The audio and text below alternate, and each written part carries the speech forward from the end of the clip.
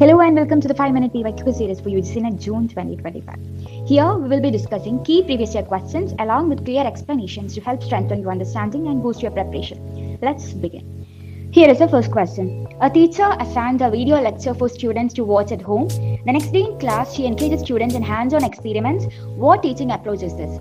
The options are option A, problem solving, B, collaborative learning, C, flipped classroom, and D, personalized learning. So the right answer is option C, flipped classroom. Now what is a flipped learning is all about?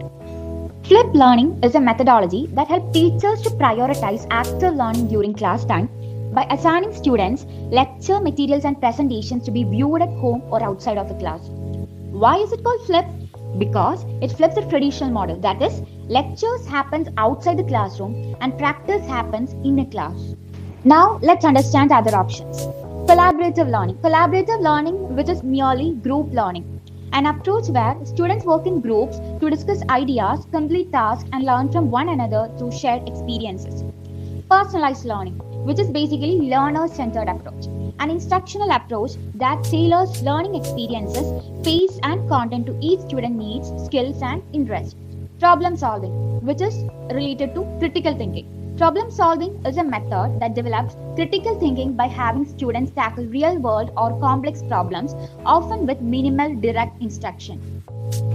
Moving on to question number 2. The belief that one can master a situation and produce positive outcomes is known as options: self-efficacy, self-esteem, self-actualization, and self-regulation. The correct answer is option A, self-efficacy.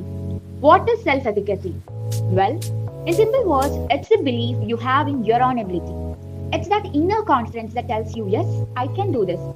So, if you're sitting with your UGC NET books and saying, I have got this, I can crack it, that strong belief in yourself, that is self-efficacy in action. Self-efficacy is a person's belief in their ability to complete a task or achieve a goal. It encompasses their confidence in themselves to control their behavior, exert an influence over their environment, and stay motivated in the pursuit of their goal. Now let's discuss each option one by one. Self-esteem is your subjective sense of overall personal worth or value.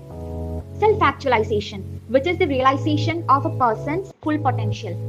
And self-regulation is the ability to understand and manage your own behavior and reactions. Question 3 is a matching type. Match these tools with their functions. We have 2 columns. List 1, ICT or tools. List 2, functions. In list 1, we have Padlet, rubrics, Quizlet, and Mentimeter.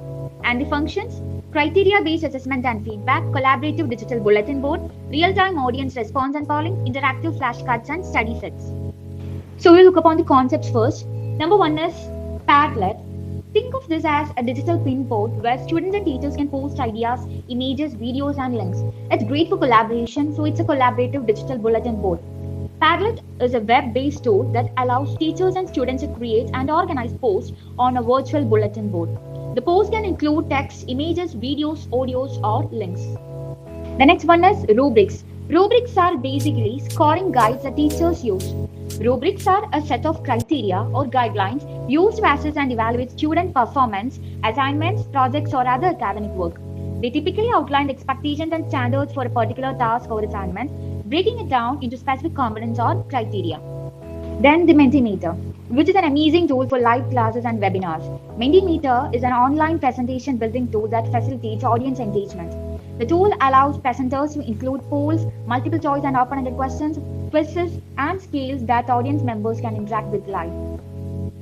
The last one is Quizlet, which is one of the favorite among learners. Quizlet is a web-based tool that allows users to create study tools such as interactive flashcards, tests, and study games. Alright, now choose the correct answer from the options given below. The correct answer is option B, that is A. Padlet is matched with collaborative digital bulletin board. B. Rubrics is matched with criteria-based assessment and feedback.